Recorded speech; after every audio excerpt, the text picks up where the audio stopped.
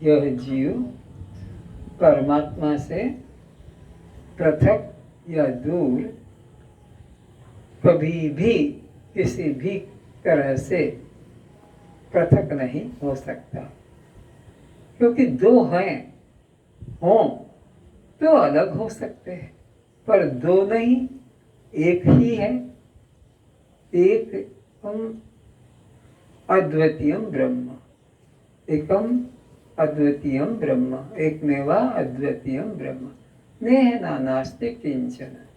तो ये जीव ब्रह्म से कभी अलग था नहीं, हुआ नहीं, तो मिलने का साधन करना यह भी अज्ञानता ही है। मुक्ति प्राप्ति केवल आत्मनिष्ठा के द्वारा ही हो सकती है। तो मुक्ति की वही फिर शब्द आ गया, प्राप्ति। तो ये केवल ज्ञान के द्वारा ही हो सकती है। तो ज्ञान के द्वारा वही चीज प्राप्त होती है जो पहले से होती है। जो चीज पहले से नहीं वो कर्म से बनेगी। जो चीज पहले से नहीं है कर्म करो, किंतु जो चीज पहले से है उसके लिए कर्म करने की जरूरत नहीं। वहाँ केवल ज्ञान करना ही पर्याप्त साधन है। तो उससे क्या होगा, वो प्राप्ति होगी नहीं, बल्कि हमें जो प्रतीत नहीं हो रही थी वस्तु तो जहाँ की तहाँ ही रखी हुई है, पर हमारी दृष्टि में वो नहीं आ रही थी, तो गुरु ने हमारी दृष्टि को उधर घुमा दिया कि देख तू जिसे खोज रहा है वो ये वस्तु है। ओ ये सोहम शिवोहम, आपकी कृपा से मुझे परमात्मा की प्राप्ति हुई। फिर प्राप्ति बोलना पड़ा। अरे वो तो अलग था नहीं, तो प्राप्ति क्या हुई, हमारी उधर दृष्टि नहीं थी, हमारी उधर नजर नहीं थी, गुरु ने हमारी नजर को घुमा दिया। उलट गई मोरी नैन पुतरिया, वो जो उधर था अब ऐसा हो गया, जो विमुख थी अभी सम्मुख हो गया। मुक्ति हेतु आत्मज्ञान के सिवाय अन्य मार्ग नहीं है, ऐसा उपनिषद ने डिक्लेयर कर दिया। तुम्हारे लोग, तुम्हारे गुरु लोग कहते हैं तुमको जिस मर्जी से जाना है, जिस कर्म से जाना, जिस मार्ग से चले जा सकते हो, लेकिन वेद ने कहा ना ना, ये आदमी कभी नहीं पहुंचेगा। जिसको ये कह दिया जाए कि जिधर से भी जाओ घर पहुंच जाओगे, ये आदमी कभी नहीं पहुंच पाएगा, क्योंकि ये देखता है कि मैं इधर से जाऊंगा तो भी घर है, तो मैं इधर से क्यों जाऊं, इधर से जाके देखूं, और जब मैं इधर से भी घर पहुंच जाऊंगा तो इधर से क्यों, इधर से भी जाऊं, तो वो चौराहे पे आ जाएगा, घूम पे थोड़ा जाएगा फिर आ जाएगा। लेकिन तीन रास्तों पे क्रॉस कर दिया जाए, रेड क्रॉस, और एक ही रास्ता खोला जाए तो आखिरकार वहां पहुंच ही जाएगा, क्योंकि रास्ते और बंद हो गए। तो वेद ने तो कह दिया नान्या पंथा, कोई मार्ग ही नहीं है, और तुम्हारे गुरु लोग भटका रहे हैं ये मार्ग से वो मार्ग से ये मार्ग से, कोई मार्ग नहीं, केवल उस तत्व को जानो। तमें विदित्वाति मृत्यु बेटी, दौड़ने की चलने की बात ही नहीं, मार्ग की बात नहीं, तमें विदित्वाति मृत्यु बेटी, बस उस एक को ही जानो। किस एक को, ईश्वर सर्वभूतानाम, जो सबके हृदय में साक्षी बनकर, को देवा यो मना साक्षी, जो मन का साक्षी, बुद्धि का साक्षी बनकर जो बैठा है, बस उसको ही जानो। तमें और कोई नहीं, ही लगा दिया, उसको ही। तमेव शरणम गच्छ सर्वहाइन भारत, उसकी ही शरण में जाओ, नाना देवी देवताओं की उपासना मत करो। तो इस प्रकार ज्ञान के अलावा और कोई मार्ग या और कोई युक्ति परमात्मा को पाने के लिए नहीं है। सब युक्तियां, सब साधन संसार में ही भटकाने वाले हैं। कर्म से जो फल मिलता है वह सब अनित्य ही होता है। उस फल को भोगने हेतु फिर मरकर जन्म लेना पड़ता है। इसीलिए कहा है कि पाप कर्म तो पाप है, जानत सब जग को, पाप कर्म तो पाप है, जानत सब जग कोय, पुण्य कर्म भी पाप है, कहे अनुभवी बुद्ध कोई। कोई ज्ञानी ही जानता है इस बात को, वही कह सकता है कि पुण्य भी पाप है। क्योंकि पाप क्यों कहा कि पुण्य को भोगने के लिए फिर माँ के गर्भ में जाना ही पड़ेगा, तो ये तो फिर कष्ट हुआ भोगने का, और फिर वो पुण्य समाप्त होगा तो क्षीणे पुण्य मृत्यु लोकम विशंति, और फिर मृत्यु लोक में ही फिर कीट पतंग कीड़े मकोड़े बनकर आना पड़ेगा ये पुण्य भोगने वालों को भी। कल ही तो बताया था कि इंद्र और कीड़े मकोड़े के रूप में पृथ्वी के ऊपर चल रहा है, और भगवान कृष्ण ने अर्जुन को सावधान किया कि देखिए ब्रह्मा विष्णु शंकर बड़े गर्व कर रहे थे कि मैं सृष्टि का उत्पत्ति करता, मैं पालन करता और मैं संहार करता, लेकिन देख अपने कर्म भोगने के लिए चींटे मकोड़े बनकर पृथ्वी पर चल रहे हैं। तो इसलिए पुण्य तो पाप है, पुण्य भी पाप है, क्योंकि पुण्य करने के लिए तुम्हें पैसा चाहिए।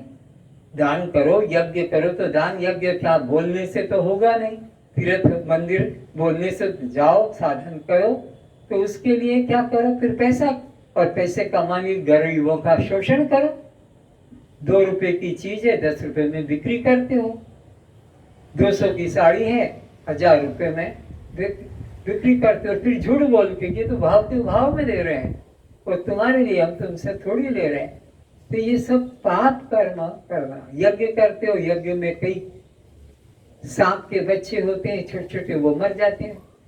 यज्ञ कर रहे हैं, लकड़ी जला रहे हैं, तो लकड़ी के अंदर पोलान में सांप के बच्चे, सांप बैठा होता है, वो भी जल जाता है।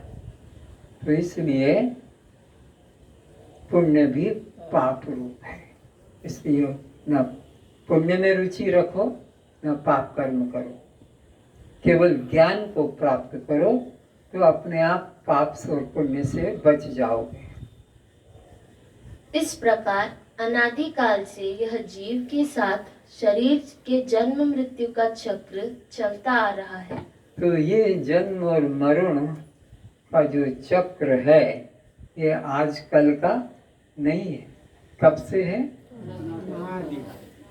इसकी कोई सीमा, कोई तारीख, कोई वर्ष, कोई दुनिया का वैज्ञानिक की धार्मिक पंडित ये सिद्ध भी नहीं जानता, इसलिए अनादि शब्द करके छोड़ दिया, जिसे वेद में नेति नेति करके छोड़ दिया। आज तक कोई भी नहीं कह सका कि परमात्मा ऐसा ऐसा है, इसलिए जितना भी तुम बताओगे उससे भी और पृथक, जितना भी तुम बताओगे उससे भी अलग। नेति नेति यानी ना इतना ही नहीं, इतना ही नहीं, तुम जितना भी बताते जाओ वे इतना ही नहीं, और इससे आगे और इससे आगे।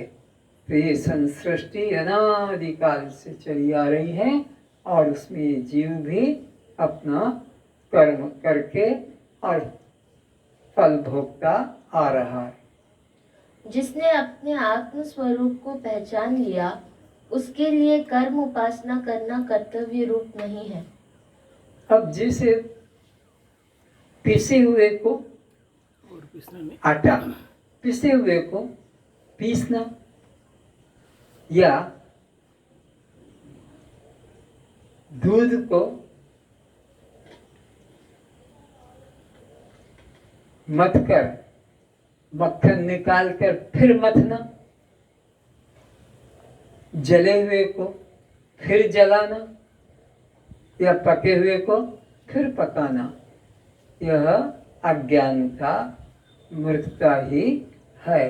तो इसी प्रकार इस संसार में जो पहले से ही नहीं है उसको तुम त्याग करने में लगे हो, और जो पहले से ही मिला हुआ उसको प्राप्त करने में लगे हो। दोनों तरफ से तुम्हारा यह प्रयास मूर्खता का है। देह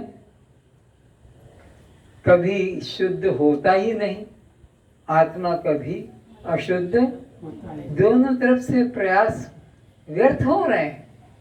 जब देह को तुम शुद्ध नहीं कर सकते तो कितना कितना तुम गंगा स्नान करो कि चंदन उपटन लगाओ, क्रीम पाउडर लगाओ, वो तो मल ही है, मल का ही पिटारा है, ये कभी शुद्ध होना नहीं। और आत्मा आज तक कभी किसी की अशुद्ध, क्योंकि वो कोई कर्म ही नहीं करता।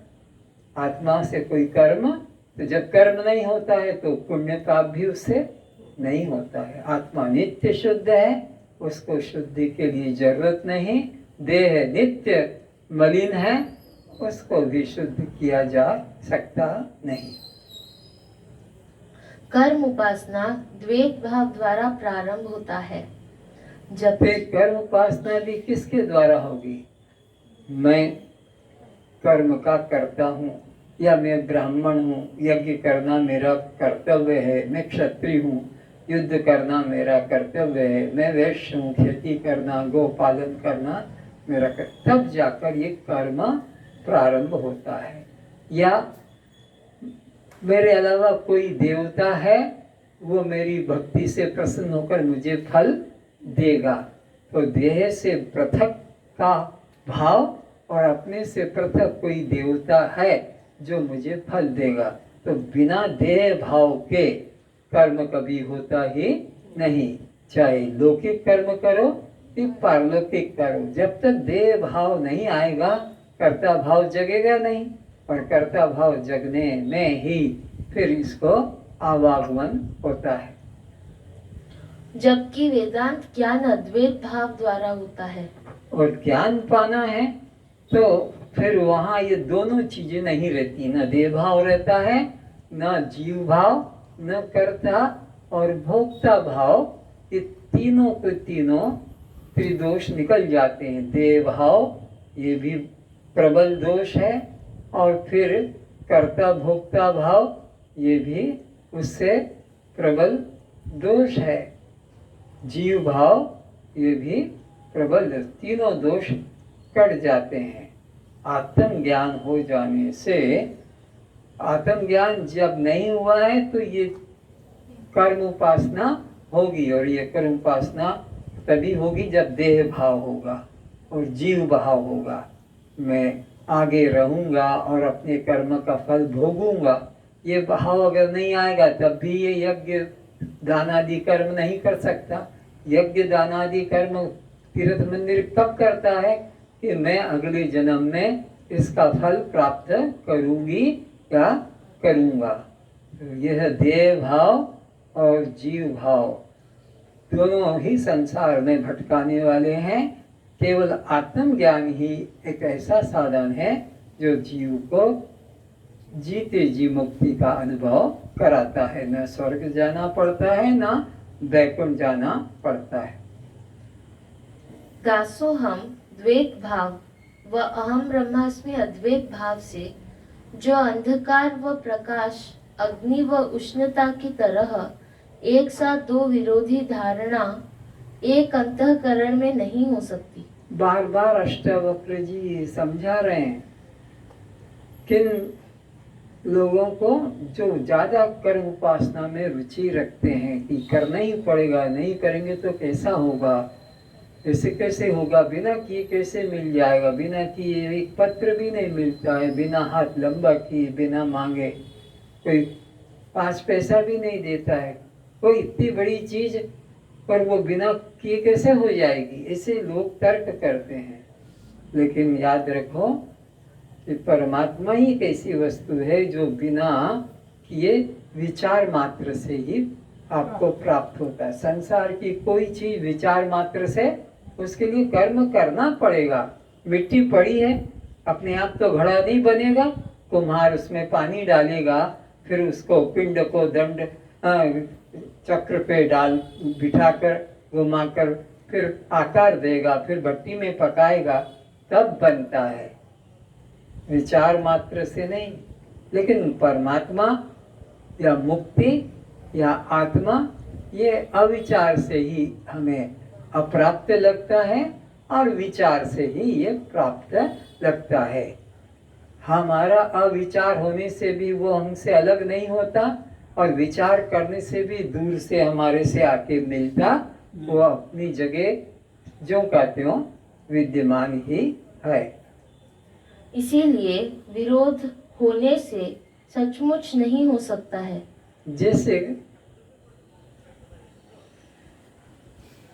ट्रेन की जो पटरी है वो कभी दोनों ऐसे मिलती नहीं, दूर तक तुम दृष्टि डालोगे तो ऐसा लगेगा वहां मिला हुआ है, पर वहां जाओगे तो फिर वहां से भी उतना ही दूर है। वो ब्रॉड गेज मीटर गेज नहीं बनेगा, नैरो गेज नहीं बनेगा, वो ऐसा ही रहेगा। ये पहाड़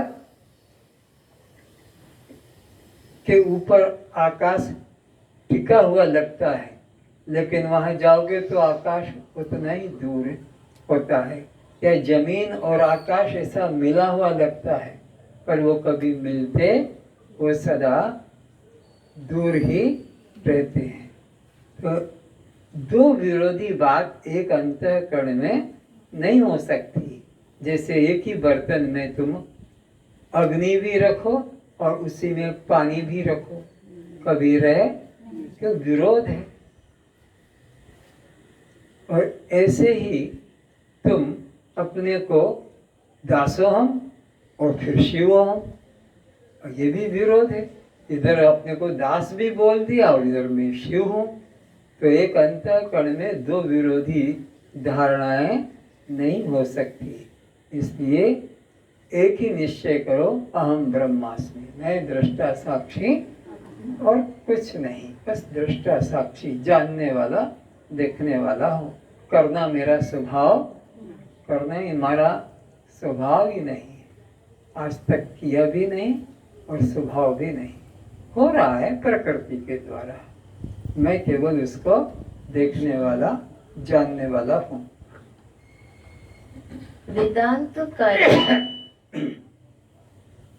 वेदांत क्रम समुच्चय स्वीकार करता है। वेदांत में इसे संसार में तो सम समुच्चय और क्रम समुच्चय, दो समुच्चय मुख्य रूप से माने जाते हैं। सम समुच्चय क्या होता है? एक साथ, जैसे खिचड़ी बनाना है तो खिचड़ी में चावल भी डाल देते हैं, मूंग की दाल भी डाल देते हैं और भी कुछ सब्जी वगैरह भी डाल देते हैं। लेकिन क्रम समुच्चय में दाल अलग होगी, भात अलग होगा, सब्जी अलग होगी। तो ऐसे ही सम समुच्चय वाले कहते हैं कर्म भी करो, भक्ति भी करो और ज्ञान भी करो, एक साथ सब तीनों चलाओ।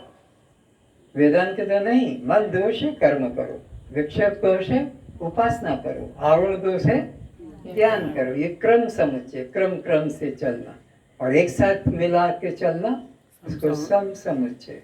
तो वेदांत में किसको स्वीकारा है? सम समुच्चय को नहीं, क्रम समुच्चय को। जो दोष है उसकी दवा लो, जो दोष है उसकी दवा दो, एक साथ सब दवा खाने की जरूरत नहीं। इति अष्टावक्र गीतायां ब्रह्म विद्यायां दशमं प्रकरणं समाप्तम्।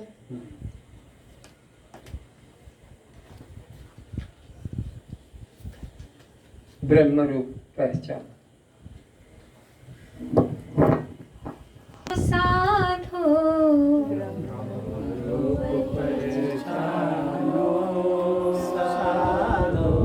ब्रह्म रूप पहचानो रे।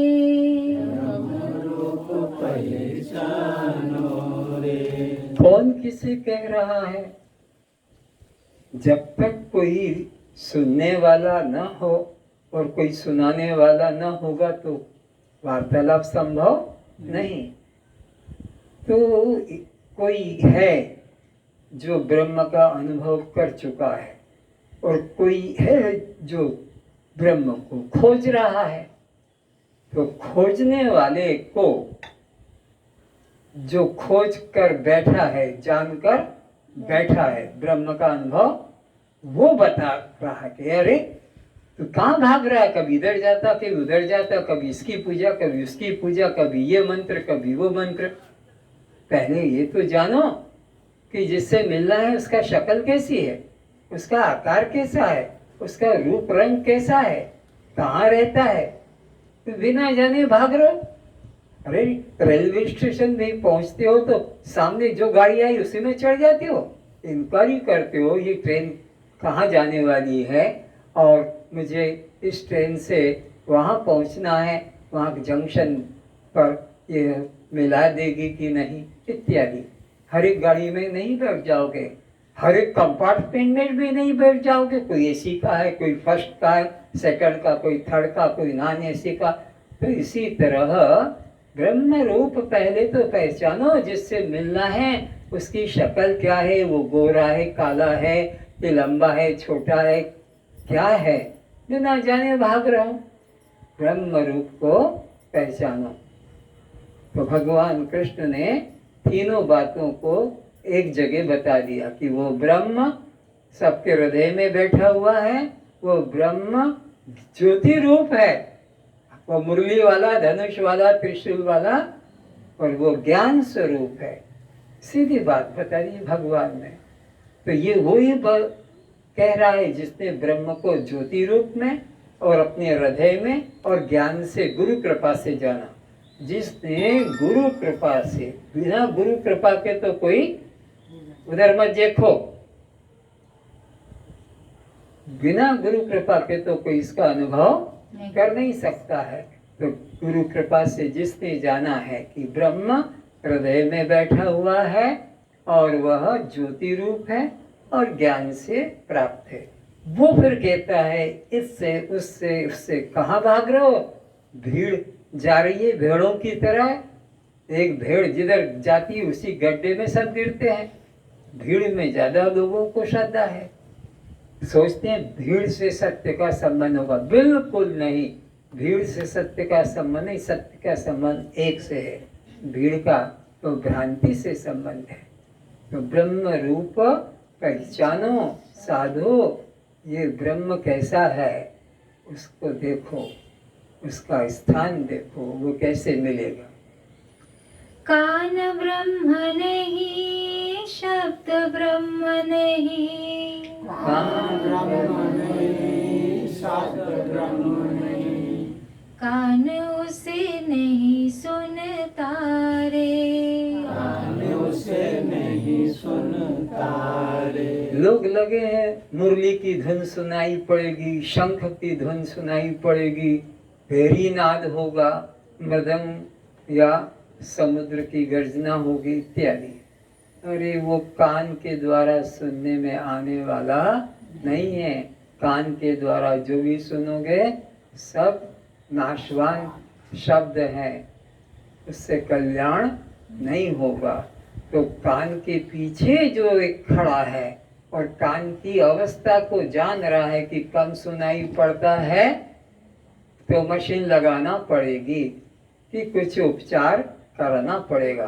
तो कान के पीछे जो चेतना खड़ी है और कान की अवस्था को जो पहचान रही है कि कम सुनाई पड़ रहा है या ठीक सुनाई पड़ रहा कि बिल्कुल भी सुनाई, वो चैतन्य परमात्मा है। तुम कहाँ भागे जा रहे हो इधर उधर, इस संगीत में, उस कीर्तन में, उस भजन में कि कान में पड़ेगा पवित्र हो जाएगा ना। वो कान में घुसने वाला नहीं, वो तो कान के पीछे खड़ा हुआ और कान की अवस्था को जानने वाला है। कान से सुनाई नहीं पड़ेगा, कान को भी सुनने वाला है।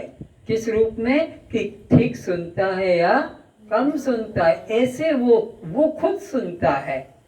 कान के अवस्था को वो पीछे बैठ के सुन रहा है कि वहां तक आवाज उसकी पहुंच रही कि नहीं। तो आगे ब्रह्म रूप तुम जानो उसको, ब्रह्म रूप तुम जानो उसको, जो कानों में सुनता रे, जो कानों में सुनता रे। तो कौन है ब्रह्म के पीछे भागने वालों? विचारो पहले कि वो कान के पीछे ही है।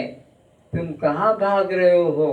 बाहर की ध्वनियों में, बाहर के शब्दों में, बाहर के संगीतों में, बाहर के प्रवचनों में मत भागो। वो तो तुम्हारे कान के पीछे ही खड़ा और कान की अवस्था को सुन रहा है या देख रहा, वो ब्रह्म है। आगे, आँख ब्रह्म नहीं, रूप ब्रह्म नहीं, आँख ब्रह्म नहीं, रूप ब्रह्म नहीं। और इसी प्रकार बोलेगा, इस बार तो बद्रीनाथ चलेंगे, पिछली बार तो हम केदार गए थे, इस बार तो हमें अयोध्या जाना है, कि उत्तरकाशी जाना है। अब तो कैलाश का रास्ता खुल गया है।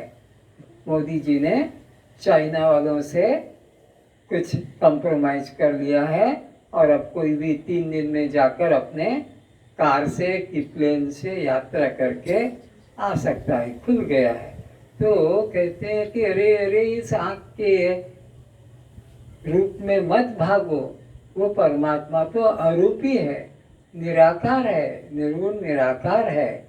आँख उसे नहीं देख सकती, वो तो खुद आँख के पीछे खड़ा आँख को देख रहा है। कैसे देख रहा है? कि इस आँख से कम दिखता है या इस आँख से ठीक दिख रहा है या इस आँख से नहीं दिख रहा है।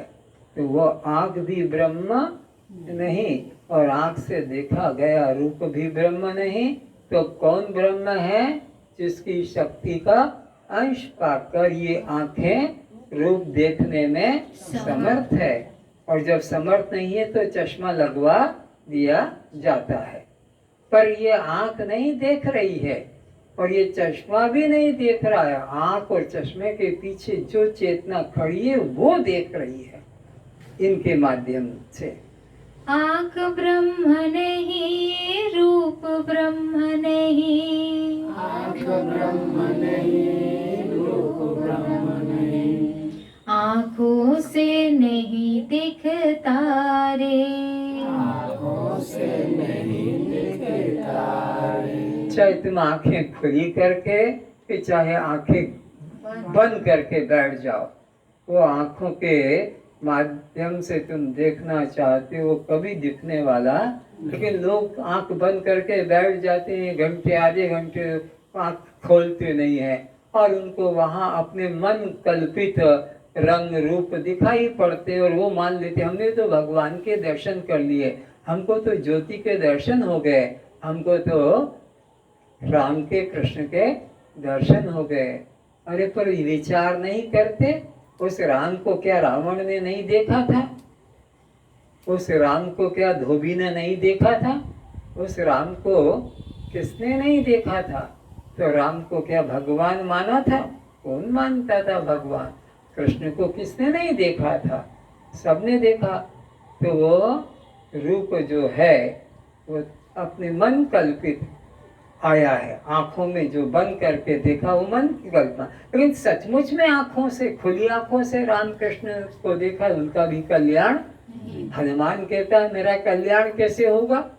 लक्ष्मण कहता है मेरा कल्याण कैसे होगा? दशरथ कहते हैं मेरा कल्याण कैसे होगा? कौशल्या माता कहती है मेरा कल्याण कैसे होगा? उठ के चली जा पीछे, बार बार तुझे बुआ से उठ जा। तो मेरा कल्याण कैसे होगा? जिन्होंने आंखों से देखा है जिंदा को, तो ये आंखें बंद कर करके बैठ जाते हैं, तो वो जो रूप रंग आता है वो वास्तविक, वो क्या है? मन कल्पित है। क्योंकि वास्तविक को भी देखा है जिन्होंने, जब उनका कल्याण नहीं हुआ तो अब यहाँ आंखें बंद करके तुम मन कल्पित आकार देख लोगे तो उससे कल्याण का कोई संबंध नहीं।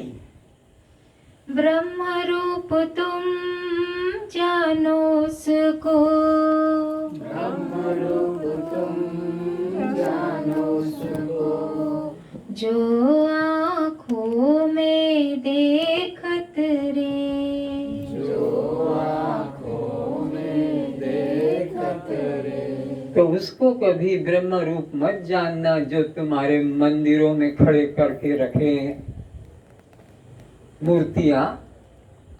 ये मंदिरों में जो खड़े करके रख दिए हैं, बिठा कर रख दिए हैं, ये ब्रह्म का रूप नहीं है। उपनिषद तो कहता है तदेव ब्रह्म तुम विद्धि नेदम यदिदम उपासते। दुनिया वाले जिसकी यह करके उपासना करते हैं वो कभी ब्रह्म नहीं हो सकता यह करके। परमात्मा तो उत्तम पुरुष होने से मैं रूप में होगा, उसको यह या वह करके नहीं बताया जा सकता है। तो परमात्मा वह है कौन? जो आंखों के पीछे होकर सबको देख रहा है, कानों के पीछे बैठकर सबके वचनों को सुन रहा। वो व्यक्ति रूप नहीं, वो शक्ति रूप है। वाणी ब्रह्म नहीं, मंत्र ब्रह्म नहीं, वाणी ब्रह्म नहीं, मंत्र ब्रह्म नहीं। लगे हैं रटने में, राम राम राम राम करते रहो, राम राम राम राम करके ओम ओम करते रहो, कोई सोम सोम शिव शिव। अरे वो वाणी का विषय नहीं है। वाणी के द्वारा वो बोला क्योंकि वह निअक्षर है, उसका कोई आकार, निअक्षर का मतलब उसका कोई वर्ण नहीं। ये जो हम बोलते हैं ये वाणी के अक्षर हैं, 52 अक्षर। उसमें वो राम का नाम नहीं आता है, वो इससे परे है। उसके अक्षर नहीं, इसीलिए उसको शास्त्रों के अंदर अजपा जाप कहा। अजपा जिसको जपा, क्योंकि अक्षर होते तो जपा जाता है। राम कृष्ण शिव ये अक्षर, पर वो तो वाणी के द्वारा नहीं, वो वाणी के पीछे है। वाणी उसकी शक्ति से अपना बोलने का काम करती है, वो वाणी से शब्द में आता नहीं।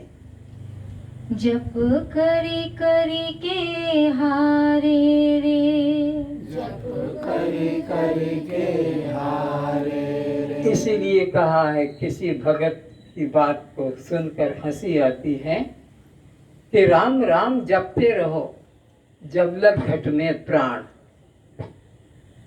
क्यों? कबहू तो दीन दयाल के भनक पड़ेगी कान। तो कैसे कहा कि वो भी पूरा नहीं सुन पा रहा है। राम राम मरते तक जपते रहो, क्या होगा? कभी तो उसको कान में पड़ेगी आवाज, भनक पड़ेगी। अब जैसे इसके पास बोलते हो तो कहते कुछ सुनाई नहीं पड़ रहा, कुछ समझ में नहीं आता, थोड़ा और जोर से बोलो, और समीप आकर क्लियर नहीं हो रहा है।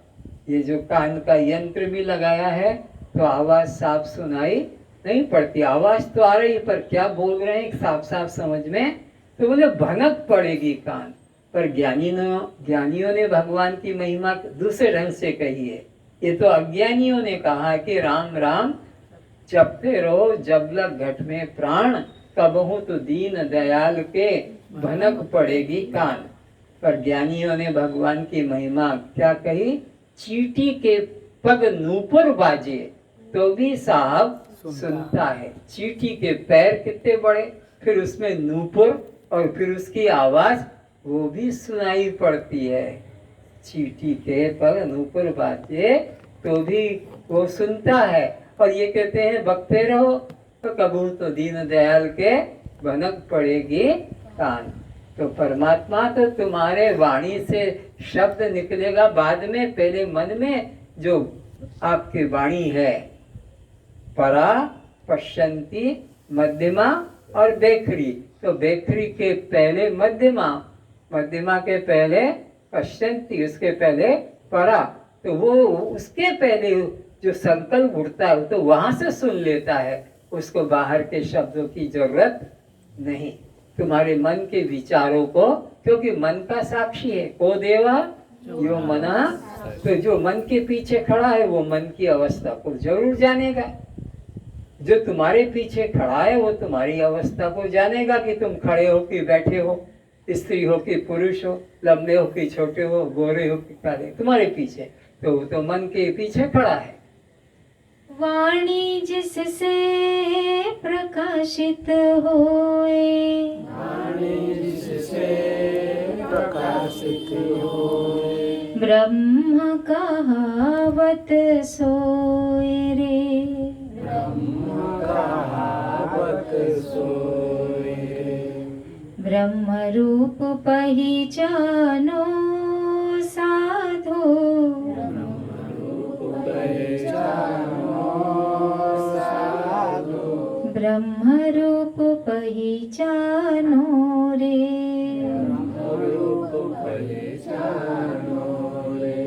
प्राण ब्रह्म नहीं, अपान ब्रह्म नहीं, प्राण ब्रह्म नहीं, अपान ब्रह्म नहीं, ध्यान समाधि में नहीं आए रे। ध्यान समाधि में नहीं आए रे। ब्रह्म रूप तुम जानो उसको, ब्रह्म रूप तुम जानो उसको, जो प्राणों को चलाता रे। जो प्राणों को चलाता रे। ब्रह्म रूप पहिचानो साधो, रूप पहचानो साधो, ब्रह्म रूप पहिचानो रे। रूप पहचानो रे। मन ब्रह्म नहीं, बुद्धि ब्रह्म नहीं, मन ब्रह्म नहीं, बुद्धि ब्रह्म नहीं, करत कल्पना हारे रे। कल्पना रे। मन बुद्धि को जो जानत है, मन बुद्धि को जो जानत है, ब्रह्म कहावत सोए रे। ब्रह्म कहावत सोए रे। ब्रह्म रूप पहिचानो साधो, ब्रह्म रूप पहचानो साधो, ब्रह्म रूप पहिचानो रे। ब्रह्म रूप पहचानो रे। जिस मूरत को सब जग मानत, जिस मूरत को सब जग मानत, और जिसे ब्रह्म बतावत रे। और जिसे ब्रह्म बतावत रे। उस मूरत को ब्रह्म न जानो, उस मूरत को ब्रह्म न जानो, कीन उपनिषद जनावत रे। केन उपनिषद जनावत ये रे। उपनिषद का प्रमाण दिया जा रहा है कि दुनिया वाले जिस मूर्ति को ब्रह्म बता रहे हैं वो ब्रह्म का स्वरूप तो मत मानना, वो ब्रह्म का वास्तविक स्वरूप वो मन की कल्पना है भक्तों की, वो वास्तविक नहीं है। कर्ता भाव को बिन त्यागे से, कर्ता भाव को बिन त्यागे से, जीव भाव को बिन त्यागे से, जीव भाव को बिन त्यागे से, देह भाव को बिन त्यागे से, देह भाव को बिन त्यागे से, ब्रह्मनिष्ठा नहीं होए रे। ब्रह्मनिष्ठा नहीं होए रे। बिना ब्रह्मनिष्ठा के मुक्ति नहीं, और बिना देह भाव छोड़े, कर्ता भाव छोड़े और जीव भाव छोड़े भी मुक्ति नहीं। तो मुक्ति पाने के लिए आपको ब्रह्मनिष्ठ होना है, और ब्रह्मनिष्ठा के लिए आपको देह भाव, कर्ता भाव और जीव भाव, इनका त्याग करना ही होगा। अगर तुमने देह भाव मन में बना रखा है, उसके नहीं छोड़ पा रहे हो, कर्ता भाव बना रखा है, नहीं छोड़ पा रहे हो, तो फिर बंधन तो निश्चित है। मुक्ति कैसे? तो जीव भाव छोड़ना है, कर्ता भाव छोड़ना है और देह भाव छोड़ना। ये साधना करना है कि मन में देह भाव न जगने पाए, मन में कर्ता भाव न जगने पाए, मन के अंदर हमारा केवल साक्षी भाव रहे। आज इतना ही। ओम शांति।